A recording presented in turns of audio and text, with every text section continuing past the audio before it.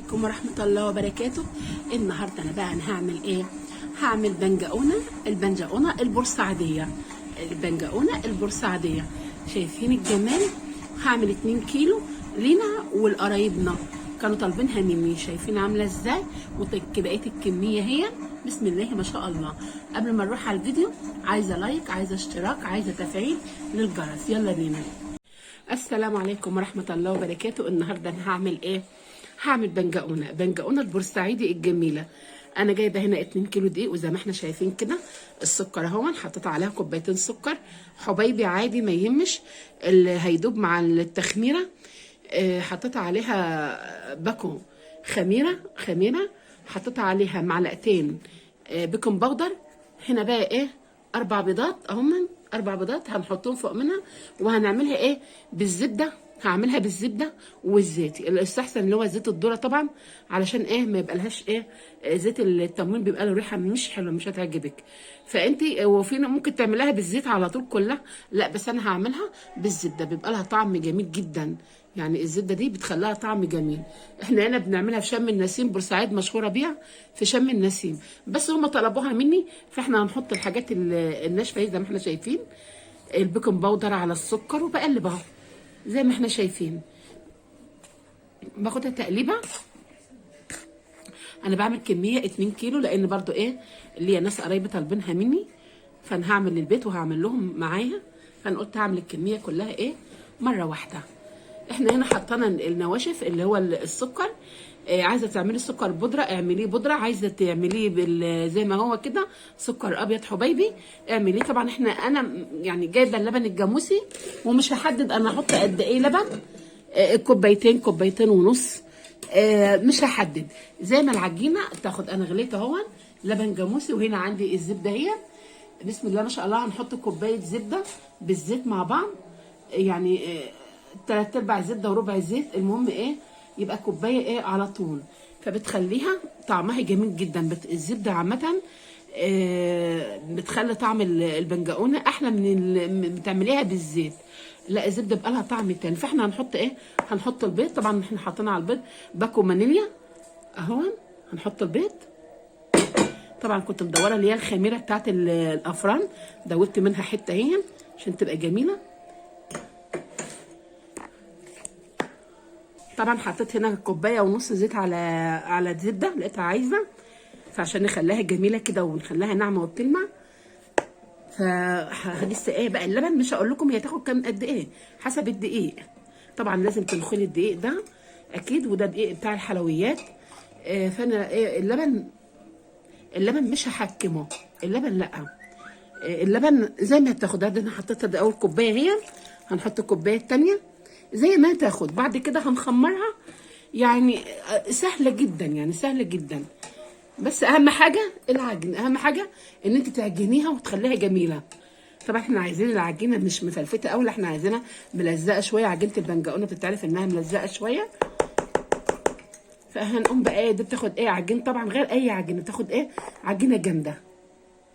زي ما احنا شايفين كده العجينه لازم تبقى ايه؟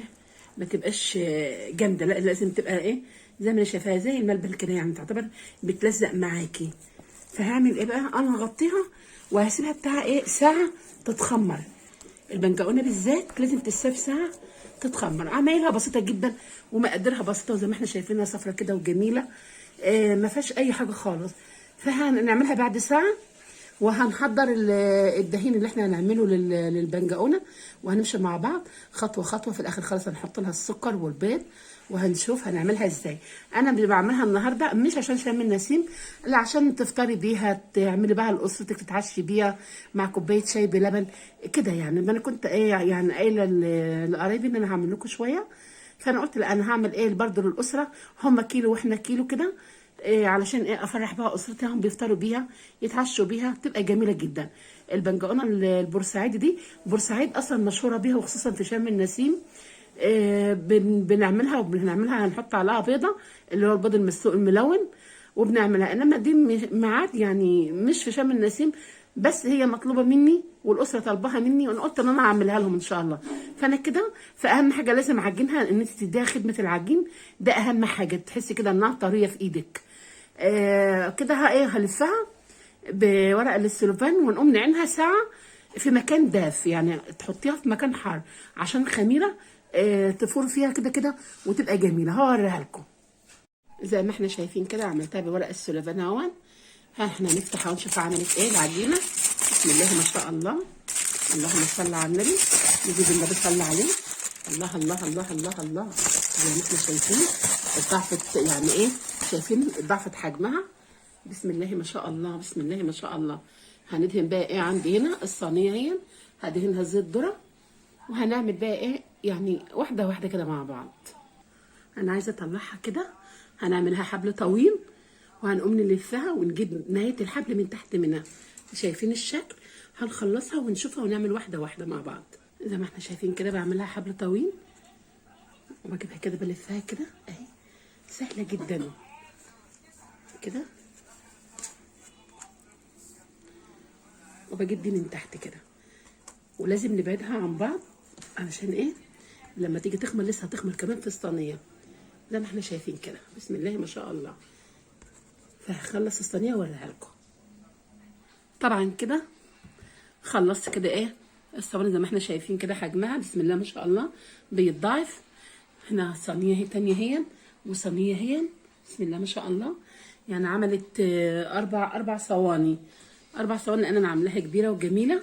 طبعا هنا جبت بطين، وجبت طبعا فانيليا وربع معلقه خل ومعلقتين لبن، وهندهن بها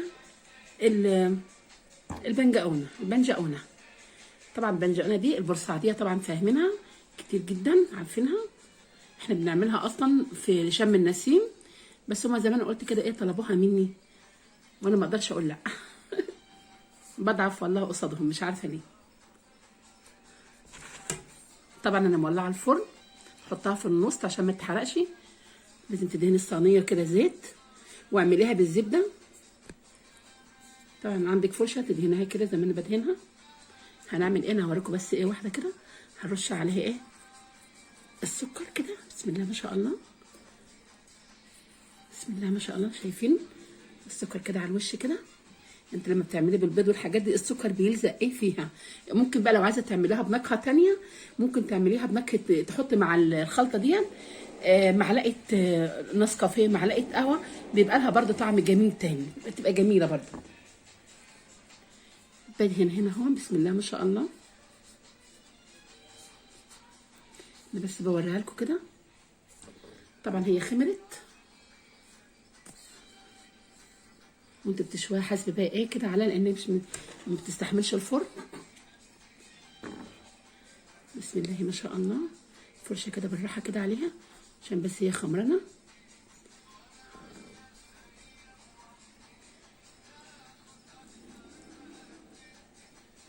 بسم الله ما شاء الله. انا بس بعملها قدامكم. الصينيه الاولانيه كده بعملها قدامكم